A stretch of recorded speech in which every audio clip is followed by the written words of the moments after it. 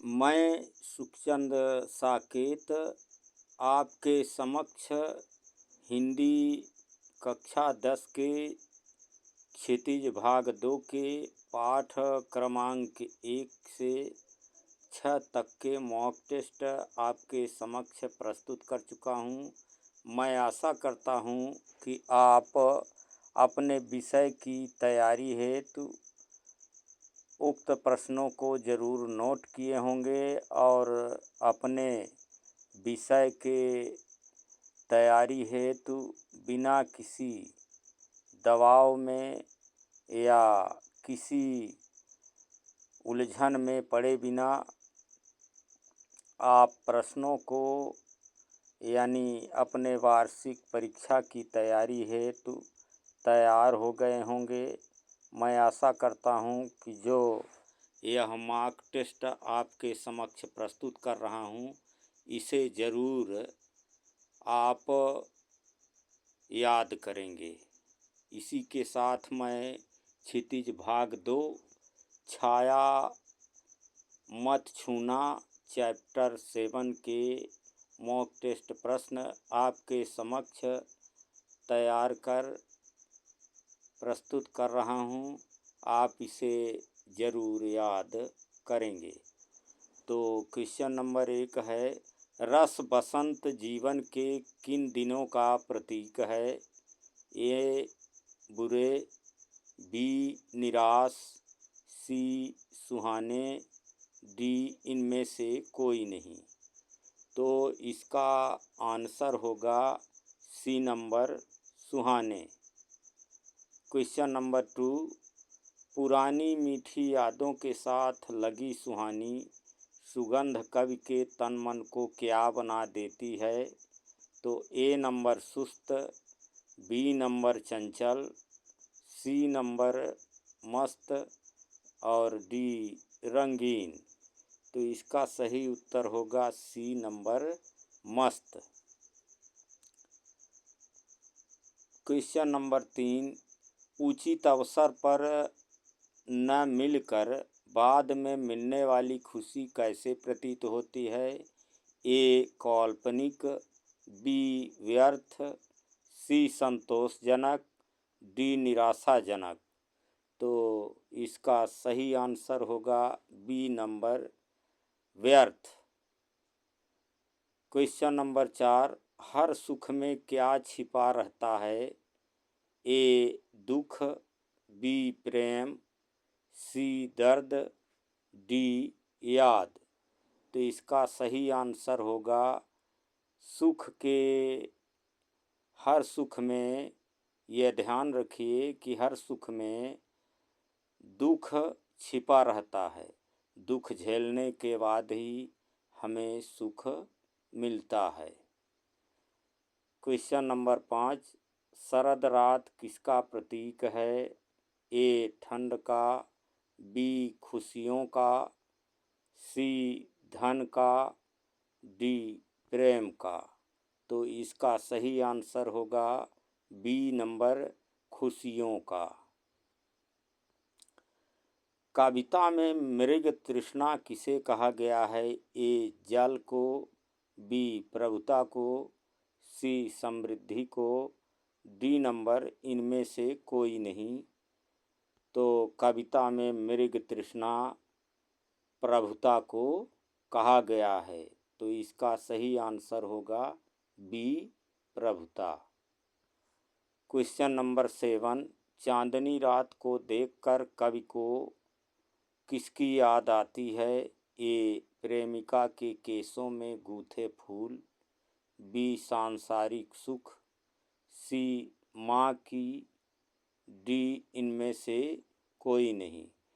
तो इसका सही आंसर होगा ए नंबर प्रेमिका के केसों में गूथे फूल। क्वेश्चन नंबर 8, जब मनुष्य का मन दुविधाओं से भर जाता है तो क्या होता है? तो ए तब वह रोने लगता है, बी घर से भाग जाता है, सी वह लड़ने लगता है, डी तब उसे कोई रास्ता नहीं सूझता। तो इसका सही आंसर होगा डी नंबर, तब उसे कोई रास्ता नहीं सूझता। क्वेश्चन नंबर 9, वसंत के समय फूल न खिलने का क्या आशय है? ए समय पर फूल का न खिलना, बी सुख प्राप्त न होना, सी सूखा पड़ना, डी उचित अवसर का लाभ न मिलना। तो इसका सही आंसर डी नंबर होगा, उचित अवसर का लाभ न मिलना। क्वेश्चन नंबर 10, कवि जीवन में क्या पाने के लिए दौड़ता रहा है? तो ए यश, बी धन, सी खुशी, डी नंबर इनमें से कोई नहीं। तो इसका सही आंसर होगा ए, यश पाने के लिए कवि जीवन में दौड़ता रहा है। अगला पाठ देखते हैं, क्षितिज भाग 2 के पाठ 8 कन्यादान। आइए चैप्टर नंबर 8 कन्यादान के मॉक टेस्ट प्रश्न देखते हैं। क्वेश्चन नंबर 1 है, कविता में शब्दों के द्वारा किसी अवास्तविक वस्तु को वास्तविक सा दिखने को क्या कहा गया है? ए नंबर काल्पनिक शब्द, बी नंबर शाब्दिक सौंदर्य, सी वास्तविक भ्रम, डी शाब्दिक भ्रम। तो इसका सही आंसर होगा डी शाब्दिक भ्रम। लड़कियां स्वभाव से कैसी होती हैं? ए सरल, बी कठोर, सी सहनशील, डी चालू। तो इसका सही आंसर होगा ए नंबर सरल। क्वेश्चन नंबर 3, हर कन्या विवाह से पूर्व वैवाहिक जीवन के बारे में कैसी कल्पनाएं करती हैं? ए मधुर, बी कोरी, सी रंगीन, डी इनमें से कोई नहीं। तो इसका सही नंबर होगा सी नंबर रंगीन। क्वेश्चन नंबर 4, तुक और लय कविता में किसका संचार करती हैं? ए भावनाओं का, बी सुख का, सी आनंद का, डी मधुरता का। तो इसका सही आंसर होगा सी नंबर आनंद का। क्वेश्चन नंबर 5, लड़की की माँ को लड़की के किन दुखों की चिंता है? ए वास्तविक, बी काल्पनिक, सी संभावित, डी इनमें से कोई नहीं। तो इसका सही आंसर होगा सी संभावित। हमेशा माँ को अपनी लड़की के प्रति संभावित दुखों की चिंता रहती है। क्वेश्चन नंबर 6, कवि ने लड़की को किन सुखों में जीता हुआ दर्शाया है? ए काल्पनिक, बी वास्तविक, सी स्वप्निल, डी इनमें से कोई नहीं। तो इसका सही आंसर होगा ए नंबर काल्पनिक। क्वेश्चन नंबर 7, लड़की की माँ दुखी थी क्योंकि उसकी कन्या ही उसकी एक मात्र क्या थी? ए सहारा, बी बेटी, सी पूंजी, डी नंबर इनमें से कोई नहीं। तो इसका सही नंबर होगा सी पूंजी। क्वेश्चन नंबर 8, धुंधला प्रकाश किसका प्रतीक है? ए कम रोशनी, बी अंधेरा, सी अस्पष्ट सुख, डी अशांति। तो इसका सही आंसर होगा सी अस्पष्ट सुख। क्वेश्चन नंबर 9, कविता में आनंद का संचार कौन करती है? ए शब्द, बी तुक और लय, सी सौंदर्य, डी चित्र। तो इसका सही आंसर होगा बी तुक और लय। लड़कियां किनकी प्रशंसा सुनकर वहाँ के हर कष्ट झेल लेती हैं? ए ससुराल वालों की, बी शिक्षिका की, सी मित्रों की, डी इनमें से कोई नहीं। तो लड़कियां ससुराल वालों की प्रशंसा सुनकर वहाँ के हर कष्ट झेल लेती है। तो इसका सही आंसर होगा ए नंबर, ससुराल वालों की। संगतकार क्षितिज भाग 2 के पाठ नंबर 9 के मार्क टेस्ट देखते हैं। Chapter number 9 संगतकार। क्वेश्चन नंबर 1, संगतकार के लक्ष्य के विरुद्ध क्या है? तो ए नंबर, मुख्य गायक के साथ गाना, बी मुख्य गायक के स्थान पर गाना, सी मुख्य गायक से अधिक ऊंचे स्वर में गाना, डी इनमें से कोई नहीं। तो इसका सही आंसर होगा सी नंबर, मुख्य गायक से अधिक ऊंचे स्वर में गाना। क्वेश्चन नंबर 2, किसके गायन को सफल और प्रभावी बनाने में उसके संगतकार की भूमिका महत्वपूर्ण होती है?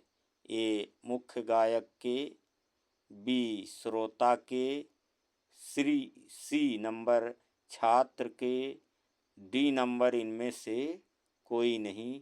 तो इसका सही आंसर होगा ए नंबर, मुख्य गायक के। आइए देखते हैं क्वेश्चन नंबर 3, मुख्य गायक से अधिक ऊंचे स्वर में गाना किसके लक्ष्य के विरुद्ध है? ए मनुष्यों के, बी नेताओं के, सी कवि के, डी संगतकार के। तो इसका सही आंसर होगा डी नंबर, संगतकार के। क्वेश्चन नंबर 4, कवि संगतकार द्वारा अपने स्वर को मुख्य गायक के स्वर से कम रखने को क्या मानता है? ए नंबर समझदारी, बी ईमानदारी, सी चालाकी, डी मनुष्यता। तो इसका सही आंसर होगा डी नंबर, मनुष्यता। मुख्य गायक के बुझते स्वर को कौन उठाता है? ए कवि, बी संगतकार, सी सहयोगी गायक, डी इनमें से कोई नहीं। तो इसका सही आंसर होगा बी संगतकार। क्वेश्चन नंबर 6, मुख्य गायक को धीरज बंधाने का काम प्रायः कौन करता है? ए उसकी माँ, बी श्रोता, सी संगतकार, डी इनमें से कोई नहीं। तो मुख्य गायक को धीरज बंधाने का काम प्रायः संगतकार करता है। तो इसका सही आंसर होगा सी नंबर, संगतकार। प्रश्न नंबर 7, मुख्य गायक की गरजदार आवाज़ में अपनी गूंज मिलाने का काम किसका है? ए संगतकार, बी कवि, सी गायक का छोटा भाई, डी शिष्य। तो इसका सही आंसर होगा ए नंबर, संगतकार। माने संगतकार ही एक ऐसा आदमी है जो मुख्य गायक की गरजदार आवाज़ में अपनी गूंज मिलाने का काम करता है। क्वेश्चन नंबर 8, मुख्य गायक की कैसी आवाज़ को बल देकर संगतकार सहयोग देते हैं?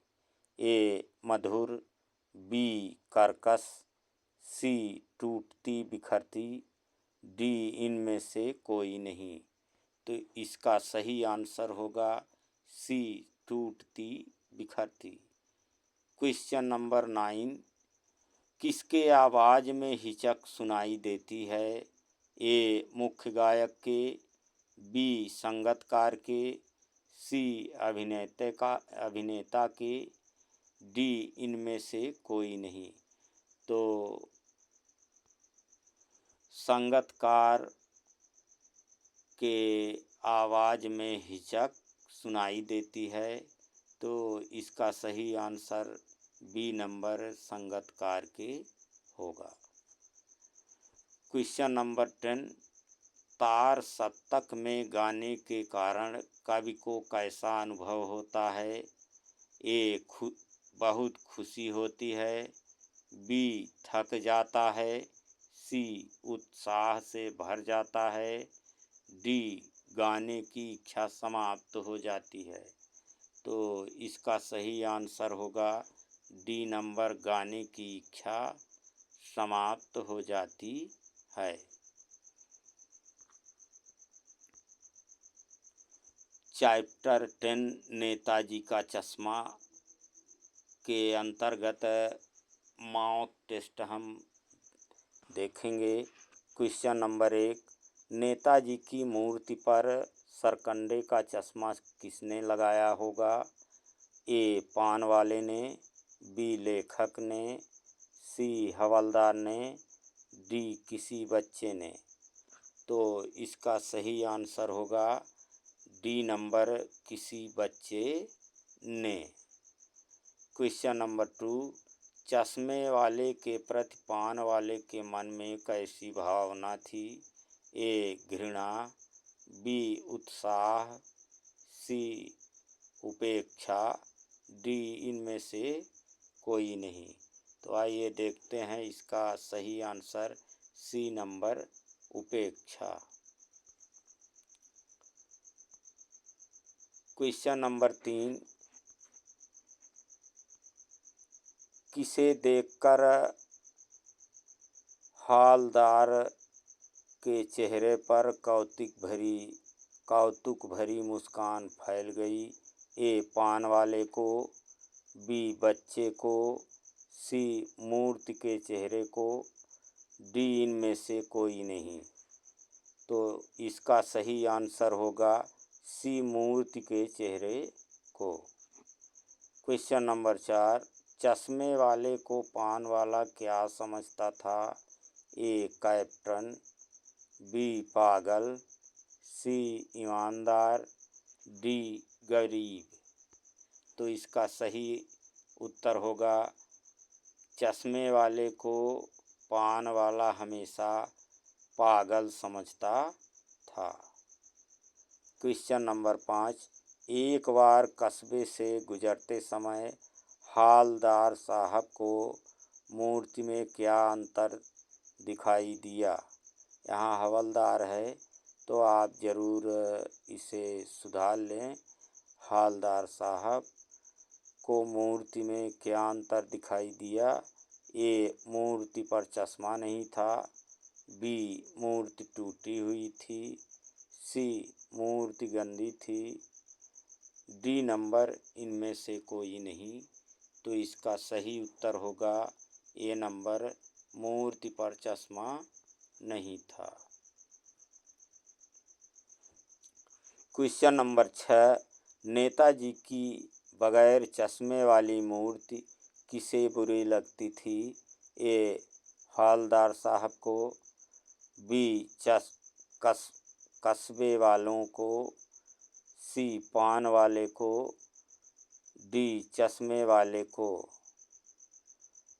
तो इसका सही आंसर होगा डी नंबर, चश्मे वाले को। क्वेश्चन नंबर 7, पहली बार कस्बे से गुजरने पर हवलदार साहब मूर्ति पर क्या देखकर चौंके?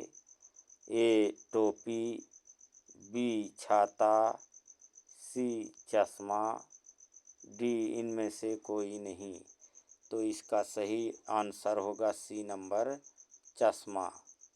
तो कस्बे से गुजरने पर हवलदार साहब को चश्मा देखकर चौंक गए थे। क्वेश्चन नंबर 8, हवलदार का स्वभाव कैसा था? ए सनकी, बी पागल, सी भावुक, डी देशभक्त। तो हवलदार का स्वभाव देशभक्त जैसा था। क्वेश्चन नंबर 9, हवलदार साहब किस बात पर दुखी हो गए? ए दुनिया के स्वार्थी स्वभाव पर, बी नेता की मूर्ति को देखकर, सी पान वाले को देखकर, डी इनमें से कोई नहीं। तो इसका सही आंसर होगा ए दुनिया के स्वार्थी स्वभाव पर। क्वेश्चन नंबर 10, नेताजी की मूर्ति की ऊंचाई कितनी थी? ए 4 फुट, बी 3 फुट, सी 5 फुट, डी 2 फुट। तो इसका सही आंसर होगा D number 2 foot.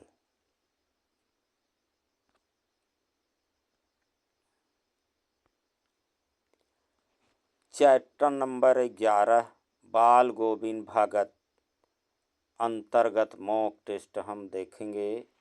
Question number 1, बाल गोविंद के गीतों में कैसा भाव व्यक्त होता था?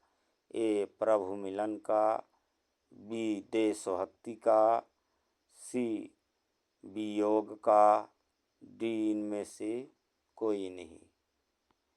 तो इसका सही आंसर होगा ए प्रभु मिलन का। क्वेश्चन नंबर 2, बाल गोविंद के गीतों को सुनकर वहाँ उपस्थित सभी लोग क्या करते थे? ए उठकर चले जाते थे, बी झूम उठते थे, सी साथ में गाने लगते थे, डी इनमें से कोई नहीं। तो इसका सही आंसर होगा बी नंबर झूम उठते थे। क्वेश्चन नंबर 3, भगत जी की बहू उन्हें छोड़कर क्यों नहीं जाना चाहती थीं? ए सामाजिक मर्यादा के कारण, बी संपत्ति के लोभ में, सी पति से प्यार होने के कारण, डी ससुर की चिंता के कारण। तो इसका सही आंसर होगा डी नंबर ससुर की चिंता के कारण। क्वेश्चन नंबर 4, बाल गोविंद का व्यवसाय क्या था?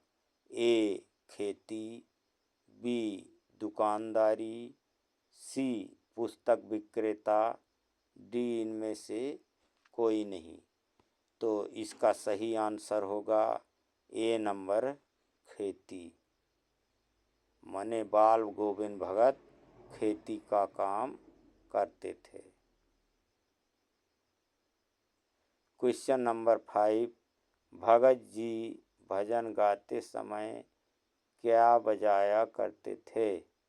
ए ढोल, बी ढपली, सी गिटार, डी खंजरी। तो इसका सही आंसर होगा डी नंबर खंजरी। तो भगत जी भजन गाते समय हमेशा खंजनी बजाया करते थे।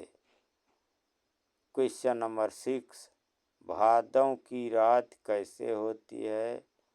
ए नंबर चांदनी, बी अंधेरी, सी सुस्त, डी उजली।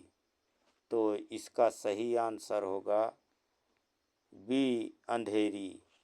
तो कहने का मतलब ये है कि भादों में अक्सर लोग आना जाना बंद कर देते हैं क्योंकि अंधेरा रहता है। क्वेश्चन नंबर 7, भगत जी अपने बेटे का खास ख्याल रखा करते थे क्योंकि वह ए नंबर चालाक था, बी ईमानदार था, सी प्रतिभावान था, डी सुस्त और बोधा था। तो इसका सही आंसर होगा डी नंबर, सुस्त और बोधा था। क्वेश्चन नंबर 8, भगत जी का बेटा कैसा था? ए समझदार, बी सुस्त और बोधा, सी चालाक, डी बुद्धिमान। तो इसका सही आंसर होगा बी सुस्त और बोधा था। क्वेश्चन नंबर 9, बाल गोविंद किसके पद गाया करते थे? ए रहीम का, बी सूरदास के, सी कबीर के, डी तुलसीदास के। तो इसका सही आंसर होगा सी नंबर, कबीर के।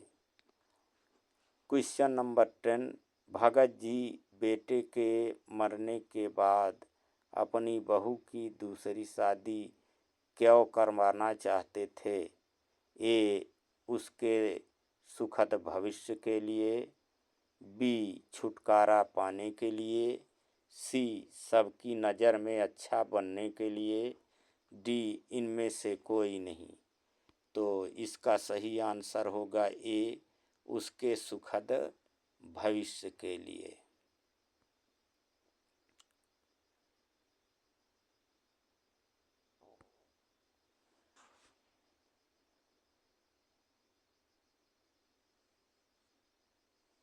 चैप्टर 12 लखनवी अंदाज के मॉक टेस्ट देखेंगे। क्वेश्चन नंबर 1, नवाब साहब ने खीरे की तैयारी के बाद उसका क्या किया? ए खा गए, बी खिड़की से बाहर फेंक दिया, सी नवाब साहब को दे दिया, डी इनमें से कोई नहीं। तो इसका सही आंसर होगा बी खिड़की से बाहर फेंक दिया। लेखक कनखियों से किसकी ओर देख रहे थे? ए खिड़की की तरफ, बी घर की तरफ, सी स्टेशन की तरफ, डी नवाब साहब की तरफ। तो इसका सही आंसर होगा डी नंबर, नवाब साहब की तरफ। क्वेश्चन नंबर 3, खाली बैठे कल्पना करते रहने की पुरानी आदत किसकी थी? ए नवाब साहब की, बी यात्री की, सी लेखक की, डी कवि की। तो इसका सही आंसर होगा सी लेखक की। क्वेश्चन नंबर 4, अकेले सफ़र का वक्त काटने के लिए नवाब साहब ने क्या खरीदा था? ए अखबार, बी पुस्तक, सी खीरा, डी पत्रिका। तो इसका सही आंसर होगा सी खीरा। क्वेश्चन नंबर 5, लेखक ने नवाब साहब से खीरा न खाने का क्या कारण बताया? ए नन्हे खीरा पसंद नहीं है, बी पेट भरा हुआ है, सी इच्छा नहीं है, डी इनमें से कोई नहीं। तो इसका सही आंसर होगा सी इच्छा नहीं है। क्वेश्चन नंबर 6, नवाब साहब ने खीरों को खिड़की से बाहर क्यों फेंक दिया? ए अमीरी दिखाने के लिए, बी पेट भरने के कारण, सी तबीयत खराब होने के कारण, डी इनमें से कोई नहीं। तो क्वेश्चन नंबर का आंसर ए अमीरी दिखाने के लिए। क्वेश्चन नंबर 7, नवाब साहब ने खीरों की फाँक का क्या किया? ए. खिड़की से बाहर फेंक दिया। बी. लेखक को दे दिया। सी. खा गए। डी. बच्चे को दे दिया। तो इसका सही आंसर होगा ए. खिड़की से बाहर फेंक दिए। क्वेश्चन नंबर 8, नवाब साहब का सहसा क्या करना लेखक को अच्छा नहीं लगा? ए. बात करना। बी. खीरा खाना। सी. भाव परिवर्तन करना। डी. जेब से चाकू निकलवाना। तो इसका सही आंसर होगा सी. भाव परिवर्तन करना। क्वेश्चन नंबर 9, लखनऊ स्टेशन पर कौन खीरे के इस्तेमाल का तरीका जानते हैं? ए. नवाब साहब। बी. लेखक। सी. खीरा बेचने वाले। डी. इनमें से कोई नहीं। तो इसका सही आंसर होगा सी. खीरा बेचने वाले। क्वेश्चन नंबर 10, वार्तालाप की शुरुआत किसने की? ए. लेखक ने। बी. नवाब साहब ने। सी. दुकानदार ने। डी. इनमें से कोई नहीं। तो इसका सही आंसर होगा ए. बी. नवाब साहब।